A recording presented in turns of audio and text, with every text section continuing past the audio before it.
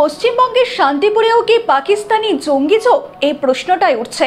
তার কারণ শান্তিপুরের এক বাসিন্দা শরীফ শেখ, তিনি ফেসবুকে একটি পোস্ট করেছেন এবং সেই পোস্টে লেখা পাকিস্তান জিন্দাবাদ। এরপরে সনাতনীরা একেবারে ক্ষেপে ওঠে এবং তারা থানার সামনে বিক্ষোভ শুরু করেন এবং তাদের দাবি অবিলম্বে ওই যুবককে গ্রেপ্তার করতে হবে এবং পাশাপাশি পুলিশকে খুঁজে বার করতে হবে সত্যি এই যুবকের সঙ্গে পাকিস্তানির কোনো যোগ রয়েছে কিনা। বাংলার শান্তিপুরেও পাকিস্তানি জঙ্গি যোগ? শান্তিপুরে যুবকের ফেসবুক পোস্ট ঘিরে তোলপাড় রাজ্য। তিনি লিখেছেন পাকিস্তান জিন্দাবাদ।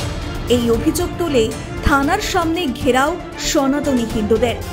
নদিয়া শান্তিপুর থানার গয়েশপুর গ্রাম পঞ্চায়েতের টেংরিডাঙ্গার বাসিন্দা শরীফ শেখ তার ফেসবুকে একটি পোস্ট করেন আর সেখানেই যুবক লেখেন সীমান্ত থেকে নাকি ভারতীয় সেনা পালিয়ে এসেছে, দেখিয়ে দিল পাকিস্তান, সঙ্গে আছে চীন। নিচে লেখে পাকিস্তান জিন্দাবাদ। যুবকের করা এই ফেসবুক পোস্টে সমাজ মাধ্যমে মুহূর্তের মধ্যে ভাইরাল হয়ে যায়। এরপরই শান্তিপুর থানার সামনে প্রবল বিক্ষোভ শুরু করে সনাতনী হিন্দুরা। তারা দাবি জানায় অবিলম্বে ওই যুবককে গ্রেপ্তার করতে হবে। এমনকি তারা বলে যদি ওই যুবককে গ্রেপ্তার করা না হয় তাহলে বিক্ষোভ চলবে। এমনকি প্রয়োজন পড়লে ওই যুবকের বাড়িঘর ভাঙচুর করে দেওয়া হবে। কি বলছেন বিক্ষোভকারীরা, কি বক্তব্য তাদের, শুনুন। পাকিস্তানি জঙ্গি শরীফ শেখ সে হচ্ছে ধরা পড়েছে মানে মিডিয়াতে ধরা পড়েছে, সোশ্যাল মিডিয়ায় পাকিস্তান জিন্দাবাদ ইত্যাদি নানা ধরনের ভারতীয় সেনাবাহিনী সম্পর্কে কটূক্তি, চীন আর পাকিস্তানের হয়ে ফেসবুক পোস্ট, নানা ধরনের কাজকর্ম করছে। পাকিস্তান জিন্দাবাদ বলে পোস্ট করেছে, সেনাবাহিনীকে নোংরা কথা বলছে, ভারতীয় সেনাবাহিনীকে পাকিস্তান সেনাবাহিনীর পক্ষে কথা বলছে।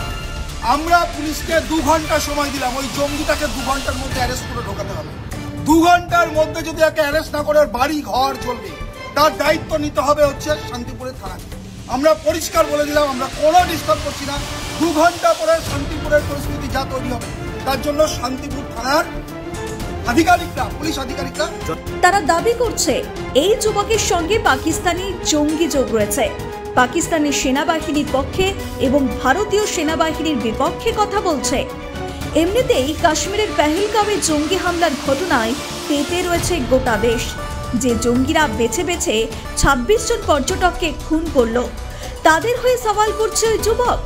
শুধু তাই নয়, এই আবহে এমন পোস্ট, কাজেই ক্ষুব্ধ বহু মানুষ। রীতিমতো তারা গ্রেপ্তারের দাবি জানাচ্ছেন। অন্যদিকে আরো একজন প্রতিবাদীর বক্তব্য আপনাদের শোনাবো, শুনুন তিনি কি বলছেন। ফেসবুক পোস্ট আমরা যখন লক্ষ্য করলাম, আমরা দেখলাম ও লিখেছে ভারতীয় সেনারা ভারতীয় বর্ডার থেকে পাকিস্তানি সেনাদের ভয়ে পালিয়ে আসছে, পাকিস্তানের সাথে আছে চীন, আর বাহুবলীর ছবি দিয়ে বাংলাদেশের পতাকা আর পাকিস্তানের পতাকা দিয়ে ছবি তুলেছে, ঠিক আছে। তারপর লিখেছে ভারতীয় সেনাদের ব্যাপক পরাজয়, পাকিস্তানের সেনাদের থেকে ভয়ে পালিয়ে আসছে। তাহলে ভারতের থেকে, ভারতের জলভয় বড় হয়ে ভারতের খেয়ে, ভারতের গুণগান না গিয়ে যারা পাকিস্তানের গুণগান করবে তাহলে ভারতে থাকার দরকার। আমরা চাইছি এসব পাকিস্তান প্রেমীদের পুলিশকে অনুরোধ করছি, হাত জোর করে অনুরোধ করছি, পাকিস্তান প্রেমীদের ধরে এনে ওদের সঠিক ট্রিটমেন্ট করা উচিত। তারপর যদি ভারতে থাকতে হলে থাকবে, তাহলে পাকিস্তান প্রেম যদি আরো উজাড় হয় পাকিস্তানে চলে যাবে। এখনো আছে, এখনো ডিলিট করেনি, এখনো পোস্ট আছে। আমরা আজকে সকালে দেখলাম 10টার সময়, তখনই আমরা পুলিশকে জানিয়েছি। প্রশ্ন উঠছে বাংলাতে থেকে কিভাবে পাকিস্তানি কথা বলতে পারে যুবক? তাকে মদত যোগাচ্ছে কে বা কারা? পাকিস্তানের সঙ্গে সত্যি এর কোনো যোগ রয়েছে কিনা উঠে আসছে বিস্তর প্রশ্ন। ব্যুরো রিপোর্ট, নিউজ বর্তমান।